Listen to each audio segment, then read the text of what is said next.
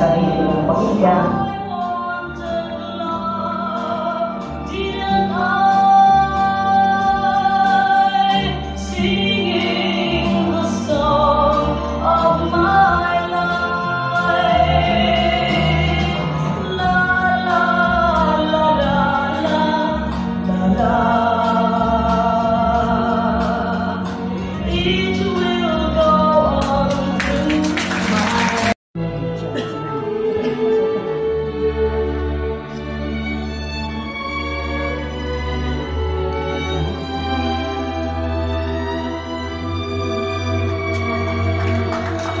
Alice Reyes, pambansang alagad ng sining para sa sayaw.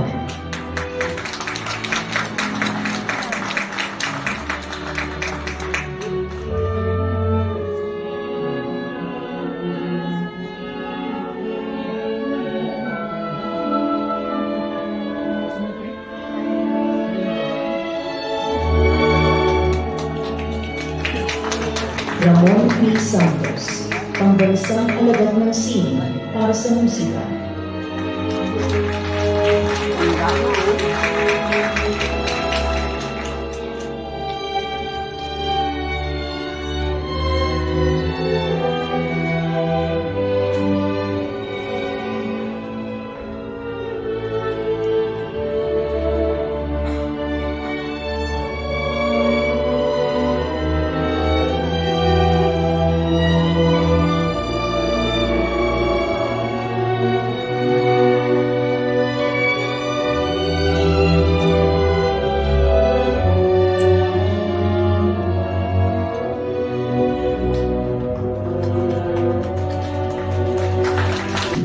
Pambansang alagad ng sining para sa pelikula at sining broadcast.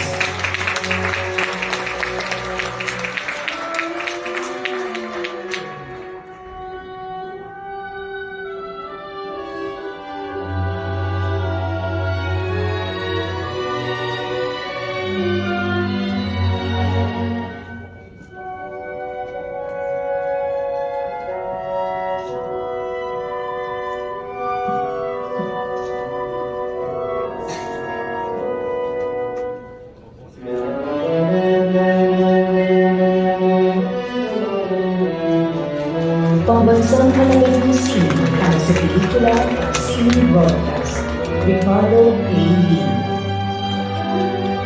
Nasinulat ko at tinagbidahan ni Guy. Nagpunta kami sa Central Park sa Hong Kong. Daan-daang DH ang nandoon. Halos bawat isa ay niyayakap ni Guy, kinakausap. Kinukumusta kung ano ng mga problema nila. Noong paalis na kami, lumingon ako at nakita kong tumatakbo sa kalsada ang mahigit 10 DH. Lumuluha habang humahabol sa van. Naisip ko, bakit ganito ang epekto ni Guy sa mga tao? Bakit sila umiiyak? Alam ko kung bakit. Dahil nakikita nila si Guy sa kanilang mga sarili, sila si Guy. Una ko nakilala si Guy nang gawin namin ng himala. Noong gabi, bago ang shooting ng finale, kung saan sinabi niyang walang himala, nirevise ko ang buong monologue. Sinabi ni Isma kay Guy, 1 take lang tayo bukas dahil 3,000 ang extra at 8 ang camera. Opo, direct, sabi ni Guy. Kinabukasan ay dineliver ni Guy ang monologue sa harap ng libong mga tao na karamihan ay Ilocano at di naiintindihan ang sinasabi niya. Pero nasa puso ni Guy ang masa. May paraan siya ng pagkonekta sa kanila na hindi laging nangangailangan ng mga salita. Naging matalik na kaibigan ako ni Guy nang gawin namin ng Andrea, paano ba ang maging isang ina, na siya ang producer. May nagpasabi kay Guy na makakapasok lang daw ang Andrea sa Metro Manila Film Festival kung babaguhin ang ending. Doon kasi sa ending ay binaril si Andrea ng mga sundalo, point blank sa ulo. Dapat daw ay nagtatangkang tumakas si Andrea kaya siya binaril. Huwag na lang nating sali kung babaguhin ang ending, sabi ni Guy. Nanindigan siya at tinanggap pa rin ng Andrea kung saan naka-Grand Slam siya as Best Actress. Rebelde si Guy. Sa loob ng 7 dekada ay nilabanan niya ang status quo.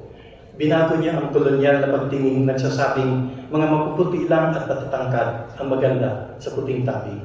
Ginampanan niya ang papel ng mga babaeng palaban at makatotohanan. Naging madre siya, bilanggo, lesbian, NPA, OFW, kapit, anak na naging kaagaw ng ina sa pag-ibig, alalay, atsay, kontrabida, Muslim, igorota, binokot, may demensya, mamamatay tao.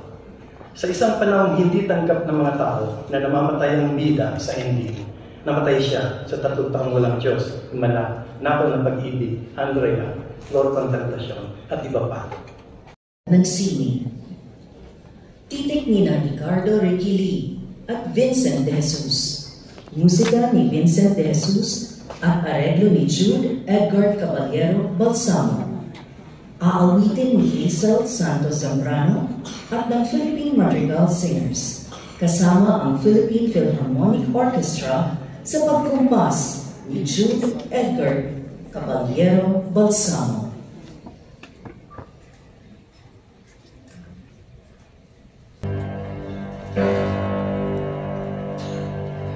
Lahat kayo'y pinatawag ko dahil may ibig ako, ikaw isa sa inyo. Itong mga karamdaman na nasa natin pinaghalo langit at impyerno, kay langit sa kinaman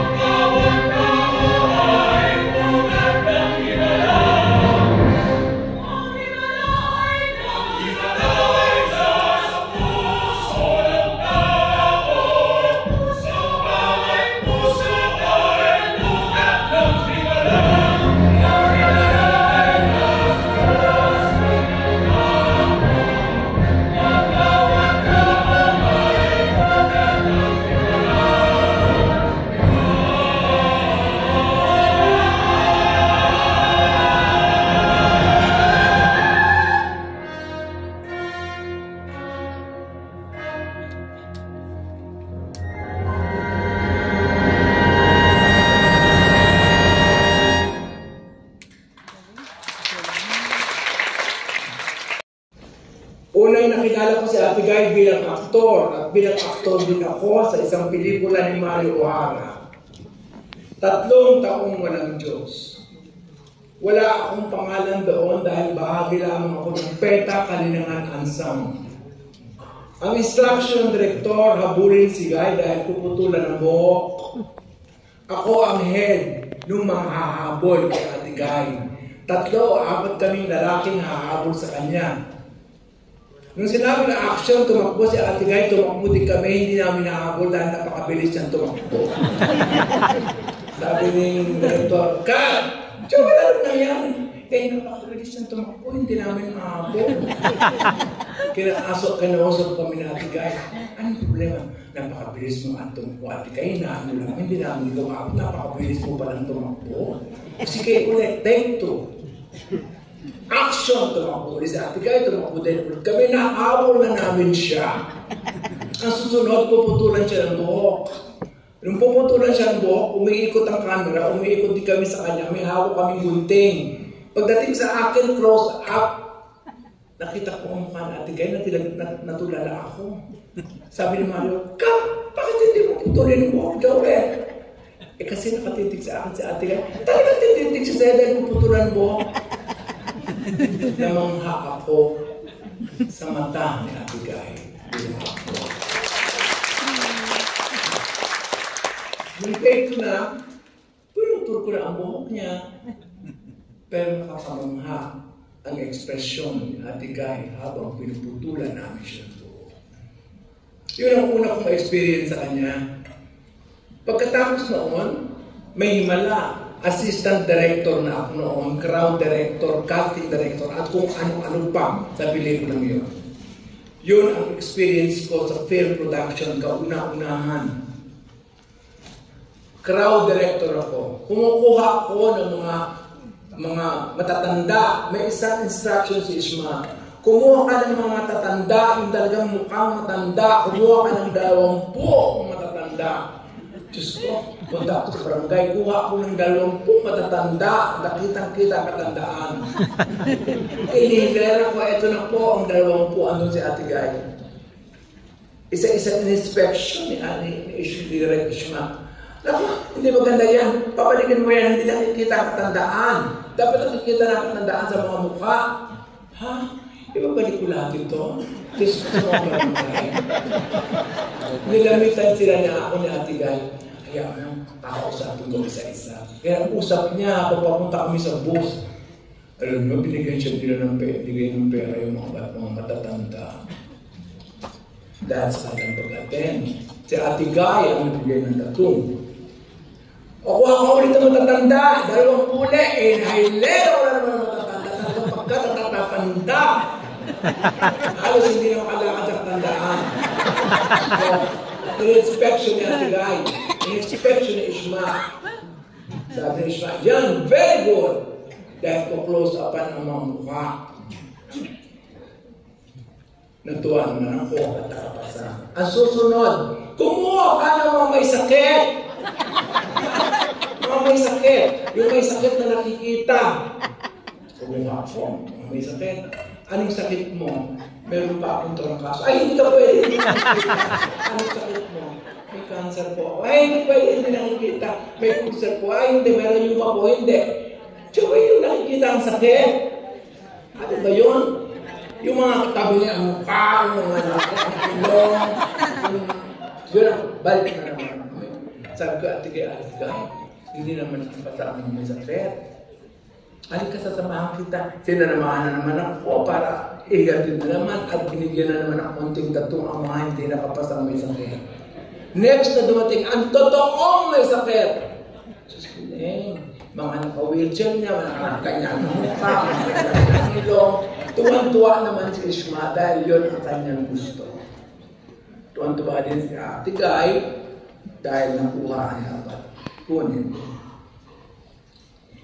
Sabi ni Ishma, oh, 8 ang camera, ikaw ang crowd director.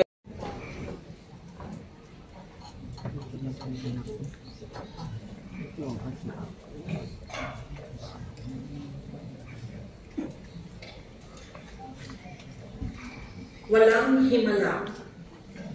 Pero mayroong nag-iisang Nora Honor. Ang kanyang tunay na buhay ay isang pagpapatunay na walang imposible.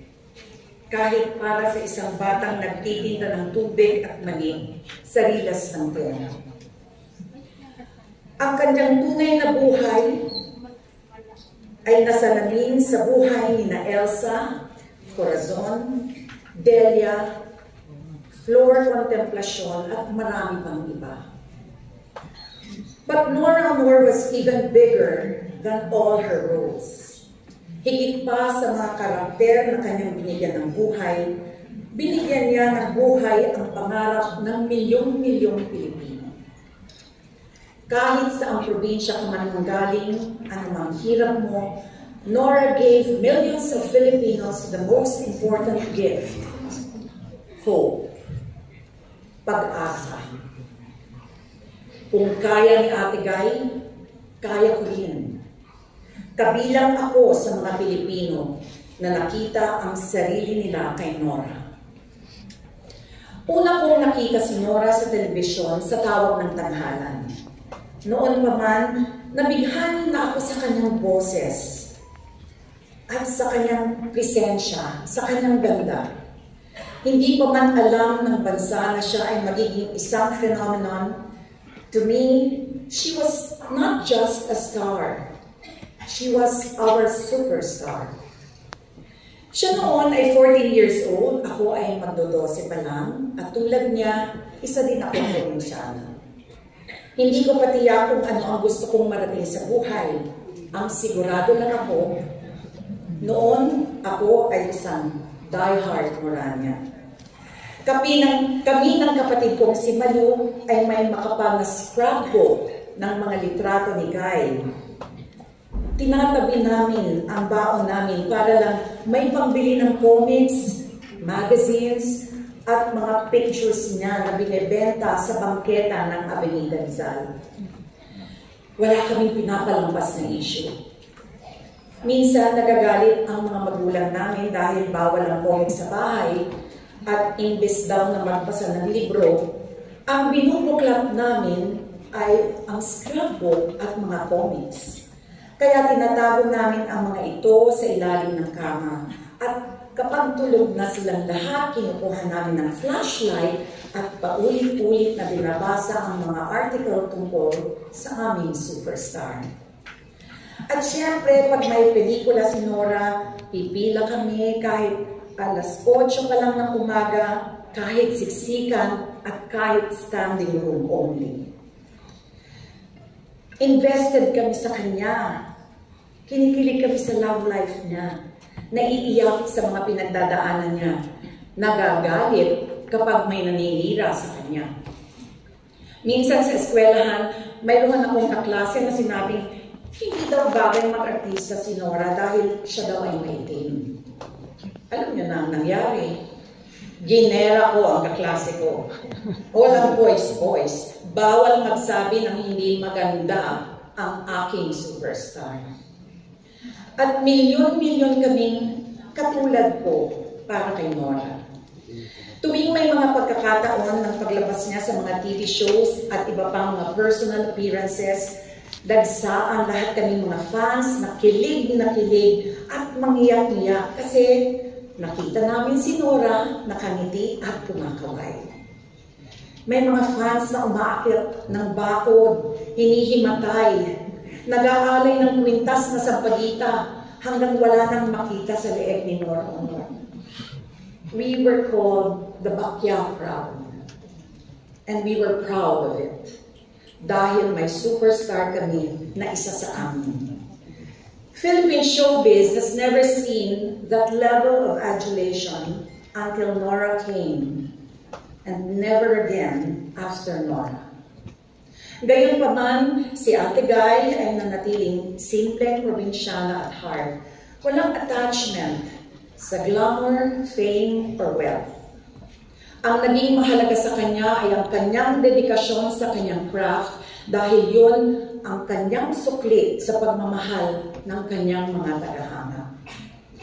Napapanood natin siya hindi bilang isang artista, kundi isang tunay na tao sa mundo ng kanyang karakter na ginagampanan. Hindi siya takot magpakita ng kahinaan. Hindi siya takot pumangit. Maaari ring hindi takot sa sasabihin ng mga kritiko o detractors. Binibigay niya ang lahat. Si Nora nga daw ang nagpauso ng mata-mata acting. Mata pa lang, patay ka na. Sa Himala, ako ang producer at siya naman si Elsa.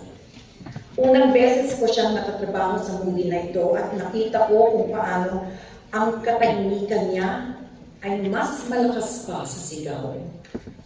Walang camera tricks, walang mabigat na musical scoring, walang kaartehan. Pero nung pumasok na ang eksena, ayan na, ibang Nora na. Biglang lumalim ang tingin o nag-iba ang paghinga o konting impik ng boses. She didn't act. She transformed. Ang gumaganap kay Nora ay hindi mukha o katawan, kundi ang kaluluwa. There is something about her that cannot be explained by technique alone. She is raw. She is real. She is authentic. She doesn't act. She becomes. She transforms. Hindi lang siya artista, siya ay alagad ng singing. May lalim, may tapang, may puso. It was part of her process, her magic, her madness. Alam mo, may pinaguhugutan. May lungkot, may apoy, may madness. But within that madness, there was genius. And when she is in her element, when the camera starts rolling, she is unstoppable. Mahirap magpaalam sa isang taong nakaukit sa iyong puso. Makakahanap lamang tayo ng ginhawa sa katotohanan ang kanyang alaala ay walang kamatayan. Alam ko pong Nora Honor means so much more to so many. She is an empowered woman, a wife, a mother, a lover, an actress, a complicated person, a genius, a national artist. Pero para sa aming mga solid Noranians, Nora is our ate guy, our superstar. She was a legend.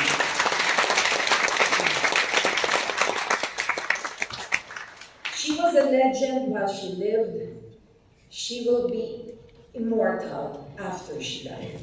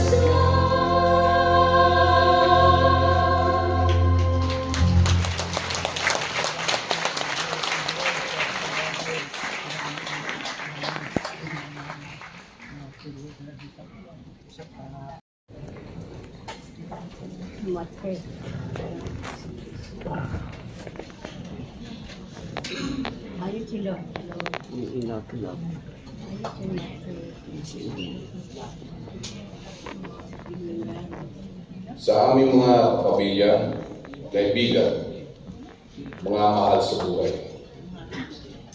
mga kapwa-artista, kapatid sa industriya, mga bumubuo ng National Commission for Culture and the Arts, at sa lahat ng milyon-milyong taga-suporta ng aming kanina. Maraming salamat sa inyong suporta at presensya. Tayo po ay nagtipon-tipon ngayong umaga upang ipagdiwang ang isang kakanging buhay. Gayon din ang kanyang legasiya. Ang pamana po ng nag-iisang superstar ay hindi nanatili sa isang henerasyon lamang. Ito ay patuloy na nanatiling buhay sa puso at kamalayan ng sambayanang Pilipino.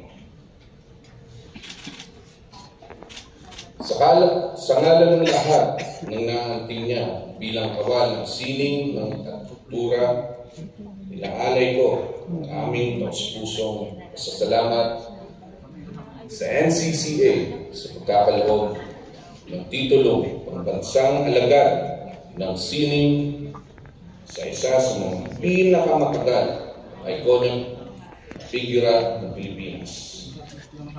Sa aming ina, Binibining Nora.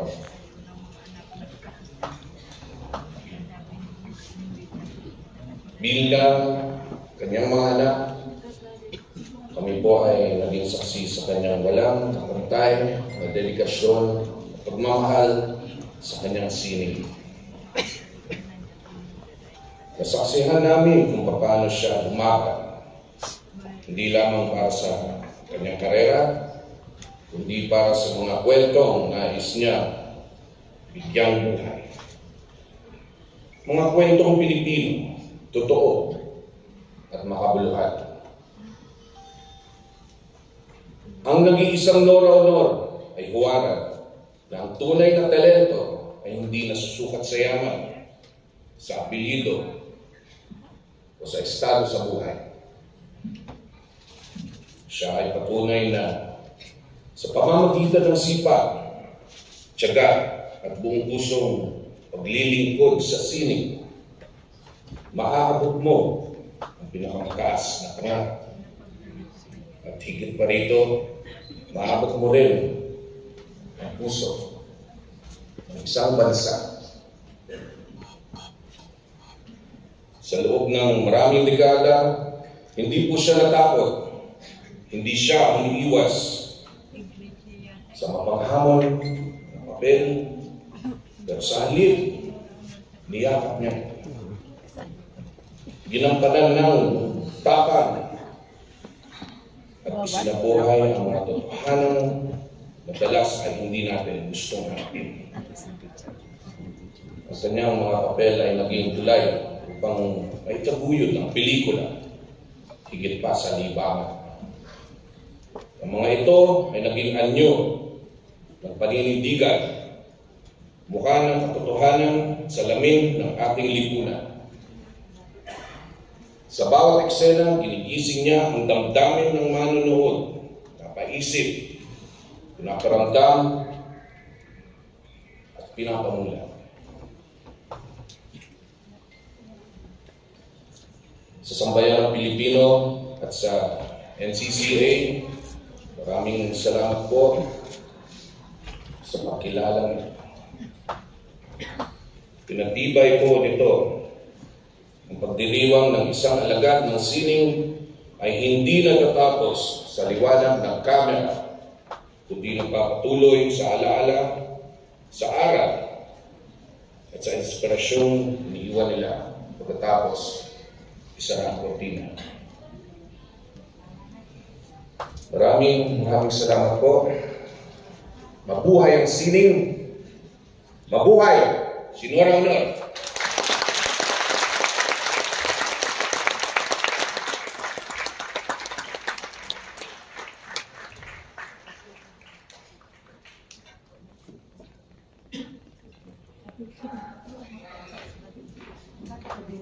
ang paghahabilin ng medalyon ng pambansang alagad ng sining sa pamilya ng Yumao.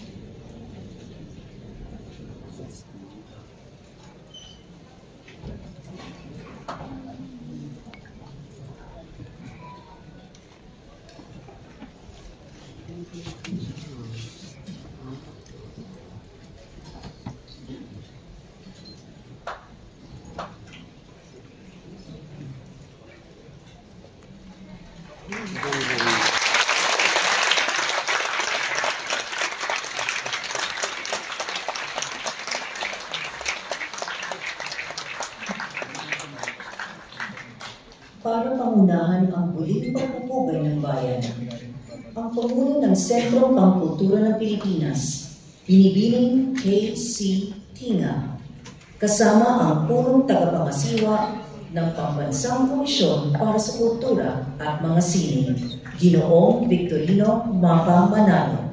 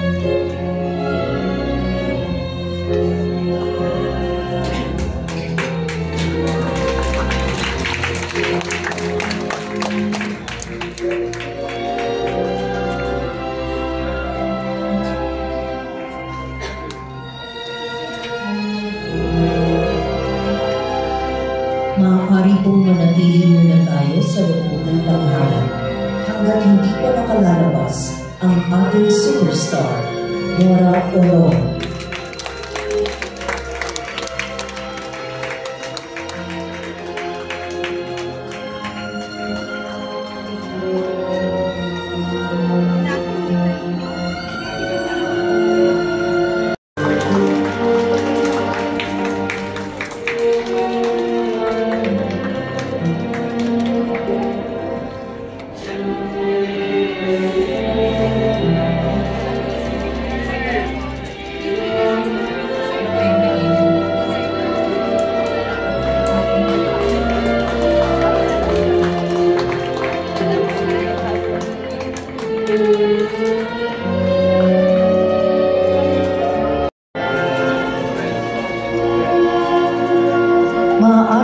magsadya sa lobby ng Tanghalang Metropolitan para tunghayan ang pamamaalam at military departure honors para sa ating mahal na pambansa.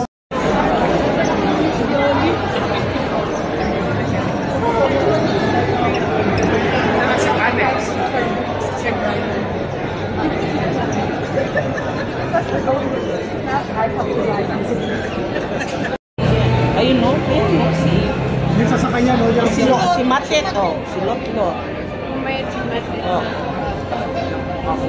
Eh, anak ni Lotlot, andyan lahat. Si Janine.